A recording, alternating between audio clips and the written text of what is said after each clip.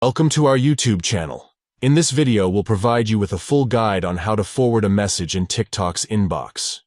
Forwarding messages can be a convenient way to share conversations with others. Let's dive into the steps. Step 1. Open the TikTok app on your device.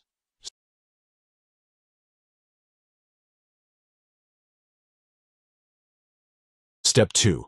Tap on Inbox to access your TikTok messages. Then, select the desired account or chat where the message you want to forward is located. Step 3. Within the chat, find the message you wish to forward.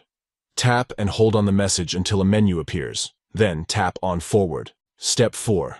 Choose the recipient or chat where you want to send the forwarded message.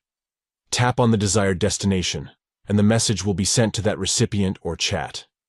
By following these simple steps, you can easily forward a message in TikTok's inbox, allowing you to share conversations with others effortlessly. We hope this guide has been helpful in learning how to forward a message in TikTok's inbox. If you have any questions or need further assistance, please don't hesitate to leave a comment below. And remember to like and subscribe to our channel for more helpful TikTok tutorials and guides. Thank you for watching, and enjoy seamless conversation sharing with the forwarding feature in TikTok's inbox.